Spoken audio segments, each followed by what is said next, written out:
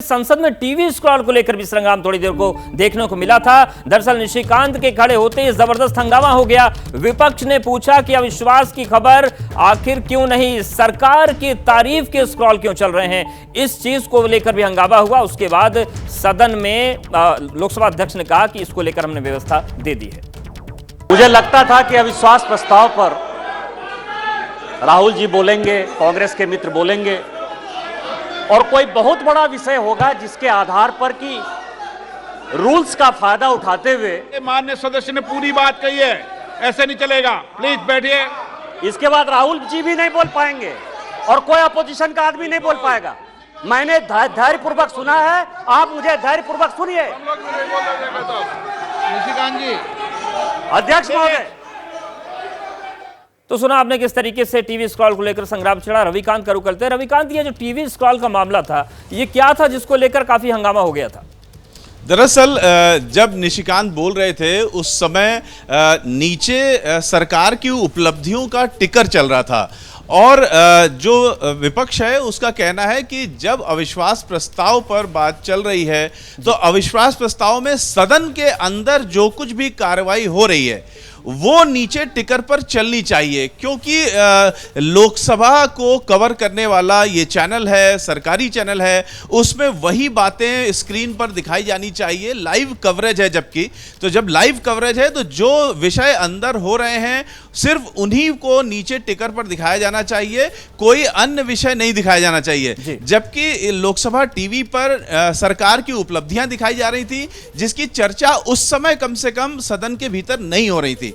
इसलिए आपत्ति की गई कि जो चैनल है उसमें नीचे सरकारी तारीफ क्यों चल रही है, सरकार की उपलब्धियां क्यों चल रही हैं, जबकि यहां पर बहस अविश्वास प्रस्ताव पर हो रहा है और अविश्वास प्रस्ताव पर जो चर्चा लेकर तमाम चीजें सामने आई। और एक बार लोकसभा में शक्ति भी देख लेते हैं, क्योंकि ये भी जरूरी है किस तरीके से अविश्वास प्रस्ताव पर जब वोटिंग होगी तो क्या स्थिति है। ये देखिए, आप जब हारना ही था तो सवाल ही उठ रहा है कि अविश्वास प्रस्ताव लेकर क्यों आए। 538 सदस्य, बहुमत 270 का है, सरकार के साथ 365 लोग हैं, सरकार के खिलाफ जो सांसदों की संख्या 155 है, 18 किसके साथ जाएंगे पता नहीं है, बीएसपी 9 है, अकाली दल 2 है, टीडीपी 3 है और अन्य 4 हैं। तो ये पूरी तस्वीर है और ऐसी तस्वीरें लगभग 27 बार बनी हैं। और हमारे साथ वरिष्ठ पत्रकार समीर जी भी बने हुए हैं। सर, जिस तरीके की स्थितियां बन रही है, सवाल उठता है कि जब हारना ही है तो ये लाया जरूर जाता, पहले भी लाया गया, लेकिन क्या मैसेज जाएगा जनता के बीच? 2024 पर क्या असर पड़ेगा? देखिए, मुझे लगता है 2024 के लेकर इससे कोई मैसेज पड़ने नहीं वाला है। आप देखिए, 2018 में भी प्रधानमंत्री मोदी के खिलाफ अविश्वास प्रस्ताव लाया गया था, उसका भी क्या असर हुआ था।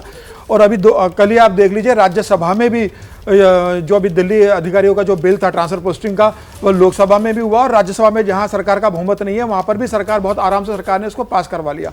तो ये वैसे ही प्रूव हो चुका है कि दोनों सदनों में भारतीय जनता पार्टी का सरकार का बहुमत है। हालांकि अविश्वास प्रस्ताव राज्यसभा में नहीं हो तो लोकसभा के अंदर उसका मतदान होगा। लेकिन मुझे ऐसा लगता है कि विपक्ष इस मामले में थोड़ी सी चूक करके आया है। मणिपुर के मामले पर वो प्रधानमंत्री से बुलवाना चाहते और उसके लिए अविश्वास प्रस्ताव लेकर आए।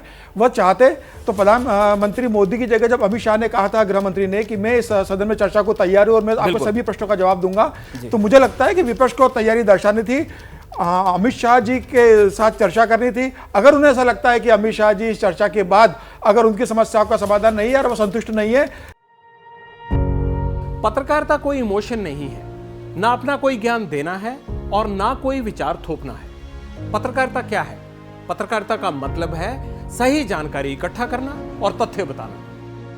पत्रकारिता आज जितने महत्वपूर्ण दौर में है, शायद पहले नहीं थी। इस दौर से निकलने के लिए सिर्फ सच दिखाने की जरूरत है, वो सच जो आपके हित को आगे रखे। इसलिए अब रात 9 बजे प्राइम टाइम नहीं होगा, ये आपका टाइम है। जगविंदर पटियाल के साथ देखिए पब्लिक इंटरेस्ट, सोमवार से शुक्रवार रात 9 बजे सिर्फ एबीपी न्यूज पर।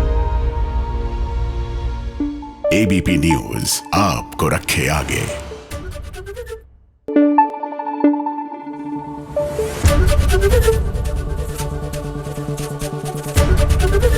एबीपी न्यूज आपको रखे आगे।